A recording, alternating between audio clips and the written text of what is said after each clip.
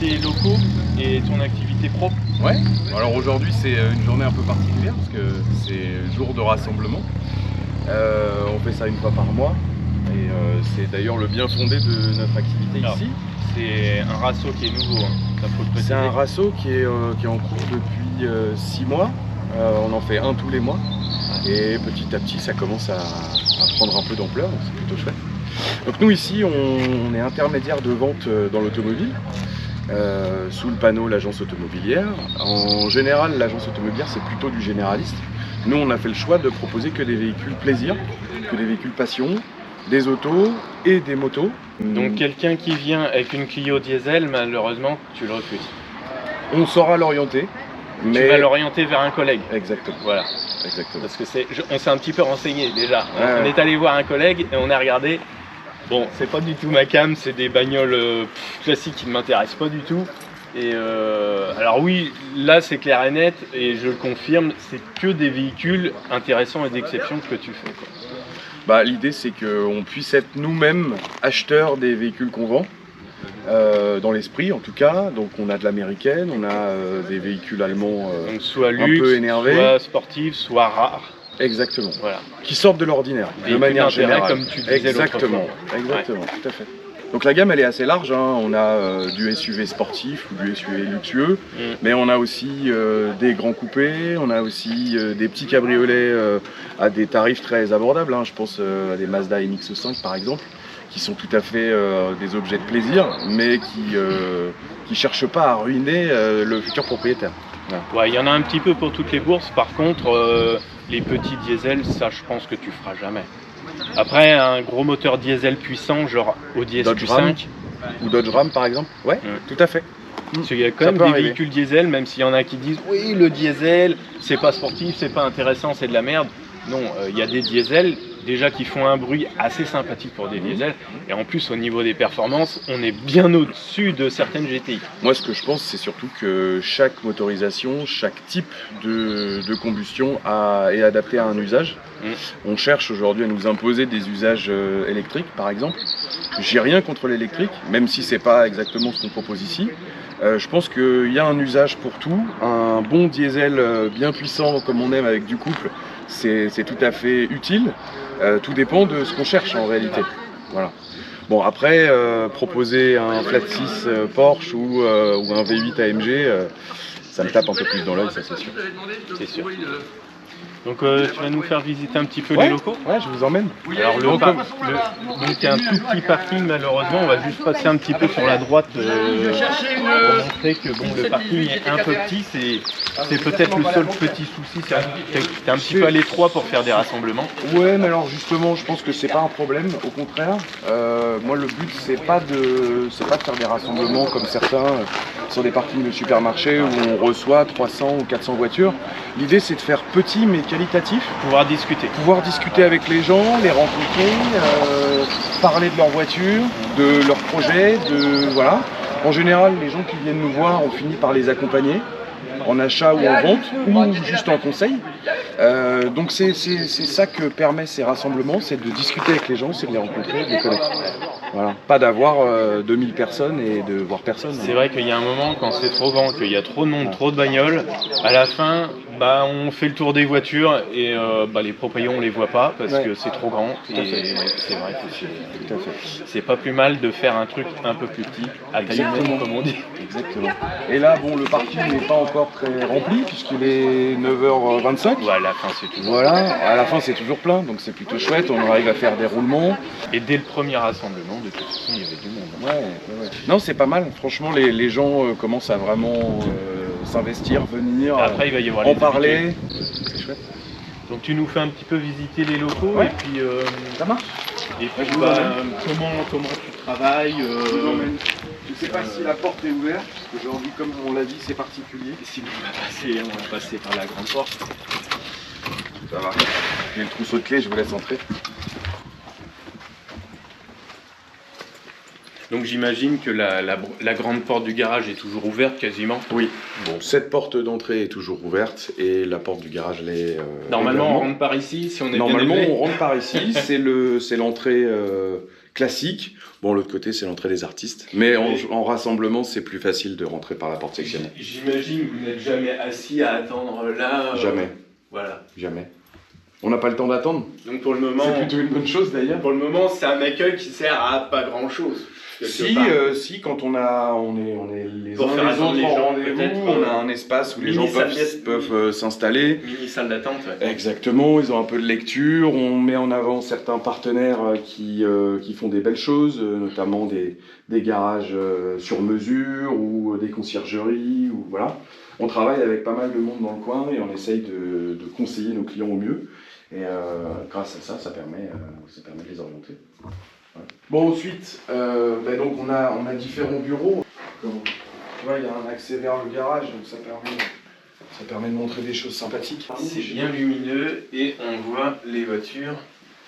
On a un vitrage armé. Et alors là, on a une belle vue sur justement les plus belles voitures, puisque tu mets les plus belles voitures vraiment devant ce bureau. Ouais, en général, on met les nouveautés surtout. Des voitures qui ont un peu de caractère, mais surtout les nouveautés, exactement. Que les gens puissent les voir. C'est d'ailleurs l'intérêt pour nous, mais aussi pour nos clients, puisque tous les véhicules qui sont ici appartiennent à des particuliers. Donc l'objectif, c'est quand même de mettre en avant leur auto. Bon, donc là, on a ouvert des verrières en haut pour pouvoir avoir une vue assez sympathique sur notre garage, quoi. Donc ça fait vraiment un beau bâtiment. Ouais, c'est chouette. C'est chouette. L'idée, c'est de pouvoir communiquer entre les deux espaces.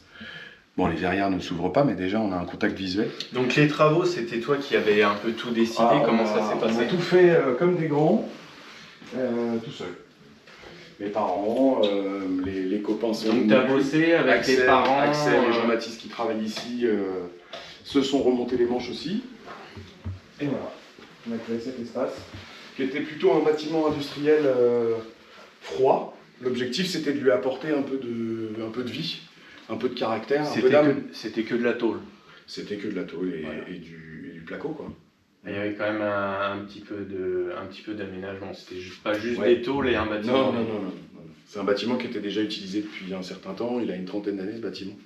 Mais il a fallu en faire quelque chose d'un peu plus vivant, quoi. Et qui nous ressemble davantage. Donc là, ici, on a un espace détente et d'accueil un peu plus prolongé de nos clients, avec un espace bar, café. Ici, c'est un espace où on peut diffuser sur ce mur blanc avec le vidéoprojecteur. Alors pour le moment, je vois tout ça, mais je me dis, est-ce que ça sert pas assez ou ça sert un peu de temps en temps? Ça sert tous les jours. Ça sert un petit peu ça quand sert même tous les jours. Autour du billard, c'est là que se rencontrent en général l'acheteur et le vendeur d'un véhicule, parce que les deux se rencontrent en règle générale. 90% ils se rencontrent. Ça, c'est pas forcément très courant, parce que quand c'est du dépôt-vente, je crois que justement, l'acheteur n'est pas présenté au vendeur du véhicule. Bah oui, ça dépend du format, ça dépend aussi du souhait du propriétaire du véhicule. Mais quand on parle de véhicule plaisir, véhicule passion, on transmet finalement une passion commune. Donc il y a toujours de l'intérêt, il y a toujours une histoire autour du véhicule. Et puis le vendeur en général a envie de savoir où part son véhicule, parce qu'il y a de l'affect. Puis même vice versa, l'acheteur veut savoir à qui je l'achète. Exactement. Voilà. Exactement. Ouais. Il veut savoir à qui il l'achète, il veut savoir les entretiens, quel type de conduite il y a eu avant. Enfin voilà, tout ça participe au fait que c'est un moment sympathique, un moment de convivialité. Le fait qu'il y ait un billard n'enlève rien au plaisir. Je trouve que c'est un peu plus transparent justement, parce que les dépôts-ventes, c'est un peu, j'imagine, souvent le problème, c'est que les gens laissent leur bagnole et puis en gros ils s'en débarrassent. C'est un peu ça. Et moi j'ai connu le cas en plus, parce que j'ai eu une mauvaise expérience à ce niveau-là. J'ai rencontré un ami qui présentait le véhicule. Le gars a tout simplement dit au proprio, lui vend pas à lui. D'accord. C'est quoi le problème? J'ai une sale gueule. Le prétexte, je suis arrivé 20 minutes en retard au rendez-vous, sauf que je n'avais pas rendez-vous avec lui. C'était ça le problème. Parce que je n'avais pas rendez-vous avec lui, moi j'avais rendez-vous juste pour voir le véhicule. Je ne savais pas que j'allais voir le proprio ou, justement, là pour le cas, c'était l'ami du proprio, donc qui n'a rien à dire parce que c'est pas son véhicule. Et ça s'est terminé que le propriétaire a vendu le véhicule bien en dessous de mon offre. Donc complètement ridicule. Et ça m'a sidéré cette histoire parce que j'ai revu la voiture à vendre sur le bon coin et il a été enlevé du dépôt-vente, il l'a vendu lui-même. Ouais, c'est le genre d'histoire qui peut arriver malheureusement. On essaye d'éviter ce type d'écueil-là. C'est pour ça que présenter l'acheteur, c'est pas forcément facile. Non, c'est pas facile, mais dès lors que c'est expliqué, que les deux sont au courant, l'acheteur et le vendeur, quand il y a un minimum de transparence. On ne cache rien. Voilà. On ne cache rien quand il y a des défauts, des historiques parfois un peu compliqués sur certains véhicules, on le dit. Oui, il peut y avoir un petit accident, il peut y avoir par exemple, ça reste des objets qui roulent et donc à un moment donné, il peut y avoir un choc, il peut y avoir une difficulté rencontrée, mais ce qui est important surtout, c'est de le savoir. Donc, et sur la rencontre avec soit l'acheteur, soit le vendeur, et sur l'historique du véhicule, on essaye d'être le plus transparent possible. C'est d'ailleurs pour ça qu'on arrive aussi à faire des ventes à distance, parce que tout est dit. Il y a un dossier photo qui est très complet, des vidéos, il est possible aussi de faire des WhatsApp, des discussions vidéo avec des acquéreurs qui sont parfois loin. Et en général, soit ces véhicules-là, on les fait livrer directement chez le futur propriétaire, ou alors les gens font le déplacement, on va les chercher à la gare de Rouen, puis ils repartent avec leur voiture. C'est ce qui s'est passé encore il y a peu de temps avec une belle MX-5 rouge de dernière génération, que j'avais vu, les MD, ouais, tout à fait. Un monsieur qui est venu de Nantes, dont c'était le rêve depuis un moment, et il y avait des petits détails sur cette voiture qui étaient quasiment neuves d'apparence, mais des détails quand même, de carrosserie, voilà. Donc tout lui a été dit, il a acheté en confiance et il est venu chercher son véhicule, il était ravi. Il nous a laissé un super avis, tout le monde est content. Moi j'ai eu le cas, une fois on m'a dit il y a le pare-choc, il faudrait voir, il a peut-être été repeint, et en réalité non.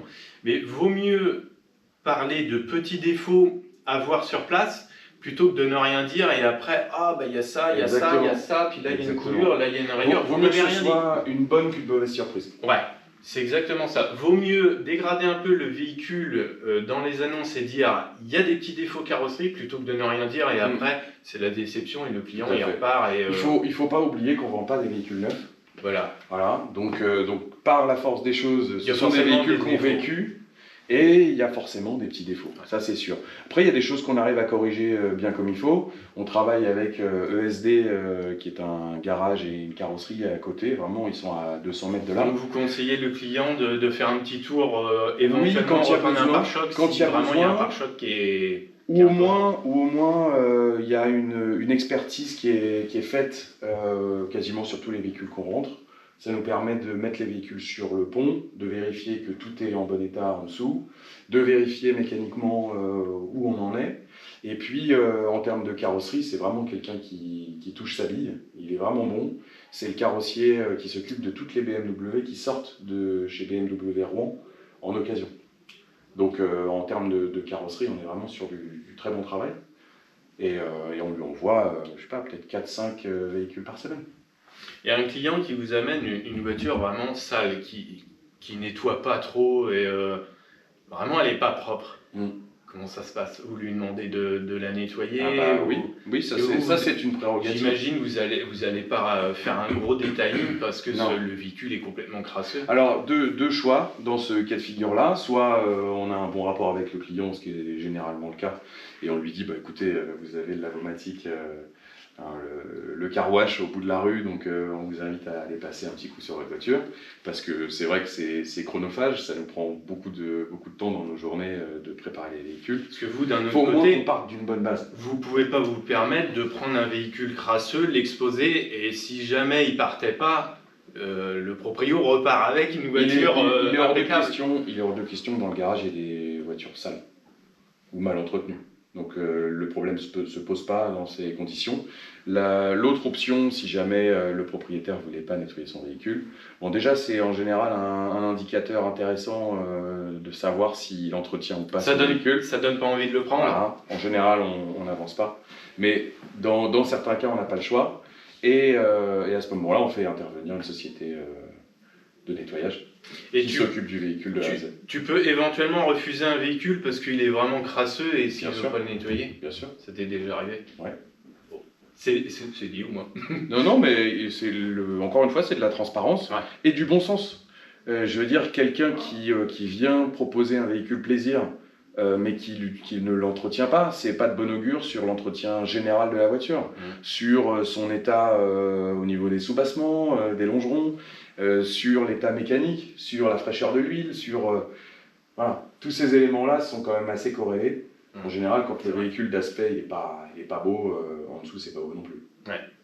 Il peut y avoir des exceptions, mais en règle générale, c'est des bons indicateurs. Ça arrive que des fois la mécanique est bien entretenue, après la carrosserie, et il y a des voitures des fois qui dorment dehors ou limite sous des arbres. Oui, ça arrive. Oui, c'est vrai. Moi j'ai déjà vu ça, des belles voitures qui dorment dehors. Hein. De toute façon, aujourd'hui, les gens prennent en principe que les batteries tiennent bien même en hiver, donc ils les rentrent même plus dans les garages, ils les laissent devant. Et puis... Ouais, c'est moins le cas quand même sur cette catégorie de véhicules. Bon, après, c'est sûr, quand c'est une Ferrari, en général, c'est caché dans un garage. On essaye de faire attention quand même. Mais oui, il y a beaucoup de... Pour moi, il y a trop de belles voitures qui dorment dehors, c'est dommage. Eh ben, il faudrait en parler aux constructeurs de garage. Voilà, il y a un petit business pour eux. Et après, est-ce que, par exemple, je vois que tu fais pas mal de... Évidemment, il y a pas mal de Porsche, parce qu'on n'est pas loin d'un centre Porsche. Est-ce que tu préviens et tu mets un petit peu en garde les gens, parce que sur certains modèles, bon, il faut quand même prévoir une enveloppe en cas de casse moteur, parce que ça ne prévient pas. Est-ce que tu en parles un petit peu quand même? La question, si j'ai bien compris, c'est prévenir les acheteurs par exemple, sur d'entretien les 996 et 997, est-ce que tu parles un peu de l'IMS, que tu les préviens que faut quand même prévoir une enveloppe quoi, au cas où? Oui, ça me paraît important. C'est d'ailleurs le début des discussions, c'est de savoir quelle est la situation de la personne que j'ai en face de moi, quelles sont ses ambitions avec le véhicule qu'il veut acheter, quelle est son enveloppe. Qu'est-ce qu'il souhaite mettre dans le véhicule. Et il y a toujours un arbitrage entre le prix du véhicule lui-même et son entretien. L'objectif, c'est aussi de faire en sorte que la personne ne soit pas déçue ou ne soit pas surprise de ce que ça peut représenter d'acheter une Aston Martin, par exemple, ou une SL 55 AMG, qui sont deux véhicules qui sont très exigeants en entretien, très technologiques aussi, des véhicules qui sont parfois construits à la main. Je pense à l'Aston Martin notamment, où il peut y avoir des sujets de fiabilité électronique. Et donc tout ça fait que il faut des reins assez solides pour entretenir ces véhicules, au-delà du prix de vente affiché. Donc oui, on conseille les gens. Sur les Porsche, tu en parlais tout à l'heure, l'IMS sur ces générations-là est un des problèmes. Il y en a d'autres. Il y a une version cabriolet et une version coupée. Et la différence de prix, c'est le coque un peu plus. Il y a aussi un rayé. Les cylindres sont apparemment pas toujours très robustes. Ouais, on parle aussi du système de refroidissement qui parfois peut poser question, notamment au niveau des vases d'expansion qu'il faut changer. Bon, il y a pas mal de choses. Petite panne qui peut engendrer un gros souci. Exactement. Après, il y a les radiateurs qui fuient aussi avec l'âge. Après, c'est de l'entretien. Tout à fait. Mais le conseil, il n'est pas uniquement pour l'acheteur, il est aussi pour le vendeur. Quand moi je reçois un véhicule, j'épluche le dossier de manière assez exhaustive et on conseille le vendeur. Il dit attendez, là, il y a tel entretien qui normalement aurait dû être fait à telle période, ça n'a pas été fait, on vous conseille de le faire. Un IMS qui n'aurait pas été changé sur une 96, on sait que la voiture ne se vendra jamais. Donc, soit on met un prix en conséquence qui inclut un devis qui sera déjà établi et qui permettra à l'acquéreur de se projeter, ou alors on conseille le vendeur pour réaliser les frais et mettre un prix de vente, encore une fois, en conséquence, pour pouvoir vendre le véhicule. L'objectif, c'est quand même ça, c'est ça la finalité, c'est d'arriver à vendre des véhicules. Et financièrement, tu tâtes un peu le terrain pour savoir si les gens ils auraient au moins prévu une petite enveloppe de 10 000 euros, parce que sur certains véhicules, rien que des suspensions, ça peut grimper très vite. Et alors, il n'y a pas trop de mauvaises surprises. Tâter le terrain, c'est pas vraiment ça, c'est prévenir. Voilà. Ouais, c'est indiquer, et puis après, chacun a son libre arbitre, chacun fait ses choix. Dès lors que les choses sont dites, chacun est libre de faire ce qu'il veut. Et je sais que des fois, il y a beaucoup de mauvaises surprises. Il y a des gens qui achètent une sportive ou une supercar. Et au bout de 6 mois, 1 an, ils se disent « Mais merde, c'est pas possible, j'en ai déjà pour 12 ou 14 000 balles de facture. » Quelque part, quand on achète ce genre de véhicule, oui, il faut s'y attendre. Alors, ça nous arrive quand même assez peu que dans les mois qui suivent un achat, on se retrouve avec des factures aussi importantes. Bon, c'est plutôt 1 ou 2 ans ou le prochain contrôle technique, mais des fois ça vient très tôt. C'est d'ailleurs pour éviter les écueils dès le début qu'on applique des garanties qui sont en rapport avec le niveau des véhicules qu'on propose. C'est pas des garanties moteur boîte pont simples où on a une prise en charge de 1 500 € comme beaucoup proposent. On essaye de proposer des services qui sont adaptés aux véhicules qu'on vend et qui permettent d'éviter des mauvaises surprises. Ou en tout cas, si jamais mauvaise surprise il y a, au moins il y a une prise en charge.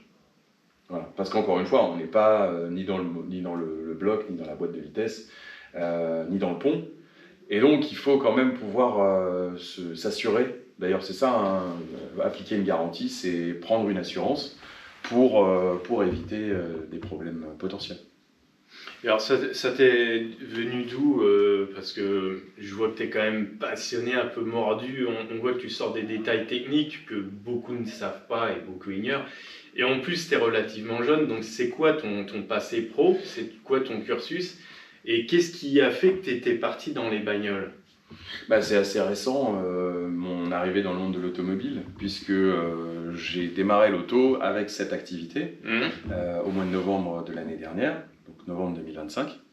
Je suis passionné d'automobile depuis toujours, j'ai 30 ans aujourd'hui, et je pense que ça fait peut-être 29 ans que je suis passionné d'auto. Voilà, tu t'intéresses depuis toujours. Depuis que j'ai eu l'âge de découvrir ce petit, j'imagine, déjà, tu voyais une belle voiture, tu faisais le tour. Ouais. Et souvent, c'était des Porsche. Ouais.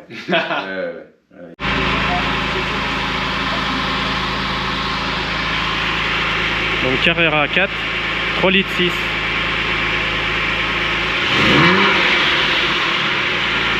Tout à l'heure, c'était un Carrera 4, 3 litres 4. Il y a vraiment un gros crush sur cette marque. J'ai eu l'occasion d'avoir quelques expériences par le passé chez IMSA Performance notamment, qui est l'écurie de course Porsche de Rouen. T'as possédé une Porsche ou pas encore ou... Oui. Et donc avant d'arriver dans ce milieu-là, j'ai fait d'autres choses. J'ai encadré des équipes, j'ai été directeur commercial dans d'autres activités. J'ai fait du conseil en informatique et en stratégie bancaire à Paris pendant une dizaine d'années. Et puis j'avais pris aussi la direction commerciale d'un groupe de centres d'appel en France et à l'étranger. Avec des beaux projets, des choses assez intéressantes. Et puis il y a 2 ans, j'ai eu un accident de voiture dont je suis pas responsable, mais voilà, ça fait partie. Blessé quand même. Ouais, un peu, ouais, même pas mal. Donc aujourd'hui, je vois que tu as une petite séquelle sur la main. Ouais, une cicatrice, un tatouage qui restera. Et donc voilà, j'ai failli y passer avec ma compagne. Et puis ça nous a remis un peu les idées en place, en se disant pourquoi on se lève le matin. L'objectif, c'est de profiter de sa vie, c'est de faire quelque chose qu'on aime. Voilà. Ce que tu fais aujourd'hui, j'imagine. Et en l'occurrence, plutôt que de créer de la valeur pour les autres, dans des domaines qui m'intéressaient, mais qui n'étaient pas ma passion, je me suis dit, du chiffre. Voilà, je me suis dit, faisons-le dans un domaine qui correspond à mes attentes. Et est-ce que madame est passionnée par les voitures? Par la force des choses, je pense qu'elle n'a pas trop le choix. Elle est un peu tombée dedans, mais... en fait, oui, c'est pas sa passion initiale, mais elle s'intéresse. On essaye de se soutenir au mieux dans un sens comme dans l'autre. Elle aime rouler aussi, j'imagine. Oui, ouais. Oui, bien sûr. bien sûr. Elle aime la puissance peut-être? Elle aime les départs de péage.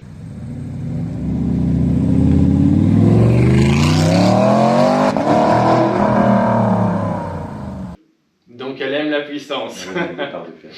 Ouais. Faut que ça fasse un peu de bruit.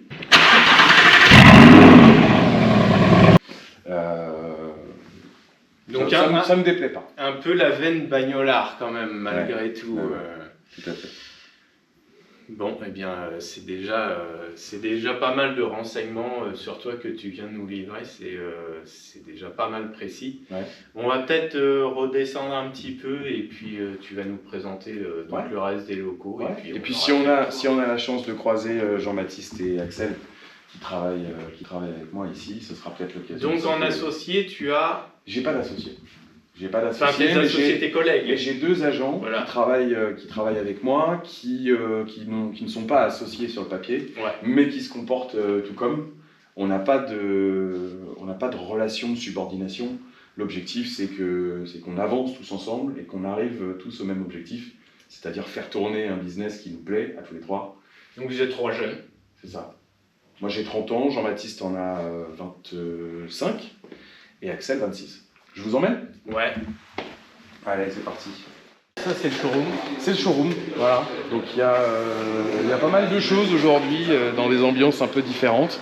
On a plutôt les véhicules, on va dire, accessibles sur la droite. Et puis évidemment les deux bécanes qui sont assez exceptionnelles. Est-ce que vous faites un peu de bécane aussi? Ouais. Mais en général, c'est vraiment des modèles qui sont vraiment à part. Donc là, on est sur un RSV 1000R de chez Aprilia. C'est un modèle qui a presque 20 ans aujourd'hui et qui reste encore très actuel et très exclusif. Donc qui est motard ici? Je suis motard, Axel est motard, Jean-Baptiste aussi. Donc tout le monde est motard en plus. Ouais. Axel étant le plus piqué quand même. Le plus mordu de 2 roues. Tout à fait. Puis là, on a une Panigale V4. Ça, c'est presque un objet de collection à mettre dans son salon. Je sais pas si toutes les compagnes seront d'accord, mais je pense que je la mettrais bien dans mon salon. J'en ai déjà 2. Beaucoup de vos abonnés devraient être d'accord avec moi. T'en as déjà 2 dans le salon ? J'ai 2 pétoires, mais c'est pas du tout la même cylindrée, mais c'est pas grave. C'est le concept, je dirais, qui est le plus intéressant. Après, chacun a son niveau aussi, ouais, bien sûr. En tout cas, ce que j'ai constaté, c'est qu'il y a quand même un roulement assez rapide. Des voitures qui partent assez vite. C'est l'objectif. Et puis il y a des voitures qu'on vend qui passent presque pas par le garage, en définitive. Certains véhicules sont en mandat et donc restent chez leur propriétaire. Je pense notamment à certains véhicules qui se sont vendus dernièrement. La dernière en date, c'est une Audi S4 apte, préparée par le sorcier allemand. Et donc la voiture a fait 5 jours entre la mise en annonce et son produit trop rare et sa réservation. Comme du petit pain. Il suffit d'avoir un prix intéressant, un entretien sérieux, des certificats d'authenticité. Et là, la voiture part dans le sud de la France. Et puis une config, des fois, une configuration intéressante. Tout à fait. Et puis son état, l'état de manière générale. Donc non, voilà, c'est le genre de véhicule que je ne peux pas vous montrer au garage parce qu'ils ne sont pas physiquement présents. Mais c'est le genre de choses qu'on fait. Et en général, ça se passe plutôt bien, ça va vite. C'est tout l'intérêt pour les vendeurs aussi, hein. C'est d'arriver à vendre leur véhicule plus rapidement que s'ils le faisaient eux-mêmes. De toute façon, c'est ce que je me dis, un véhicule qui traîne pendant 3, 4, 6 mois, il y a un problème quelque part. On se pose des questions. Et ça arrive souvent. Ça arrive, mais même à nous, on n'est pas infaillible. Il y a certains véhicules qui prennent plus de temps à vendre que d'autres. Il y a des catégories de véhicules dont on sait que ça va être plus long. En général, les américaines des années 70, 80, 90 sont des modèles qui prennent un peu de temps à vendre, bien que très désirables. Voilà, c'est des véhicules qu'on adore, mais qui ne sont pas simples à vendre parce qu'il faut trouver le bon acheteur dans la bonne config. Faut que toutes les planètes soient alignées. Donc en général, quand un véhicule ne se vend pas, c'est soit c'est un marché vraiment niche et qu'il faut attendre la bonne personne, c'est sûr. Ou alors on n'est pas au bon prix par rapport au produit.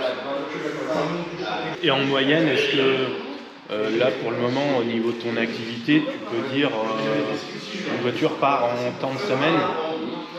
Notre délai de rotation moyen, c'est en moyenne une trentaine de jours. Donc environ un mois. À peu près. Alors certains véhicules vont se vendre beaucoup plus rapidement. On a parlé avec le DS4 par exemple. Même le XE3 M40D qu'on a juste derrière là-bas, c'est pareil. Hein. Lui, il a été vendu en 4 jours. Voilà, donc on sait que sur ce type d'auto, c'est plus rapide. On a des autos comme la Corvette qui est là depuis un peu plus longtemps, mais c'est ce que j'expliquais, on est sur du produit un peu plus niche.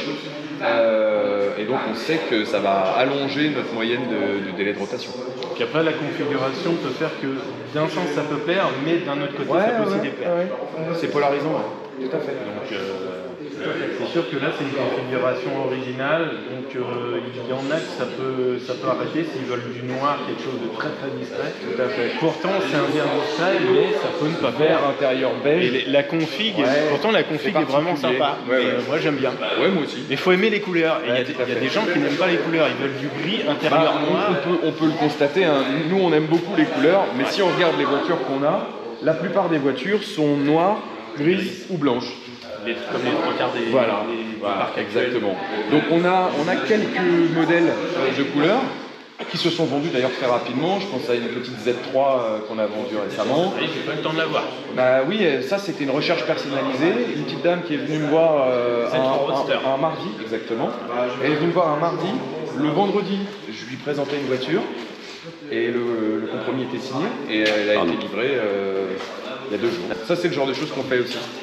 Et en général, ça fonctionne super bien, parce que quand on nous donne des critères très précis, on trouve la pépite, tout le monde est content, surtout la terrasse.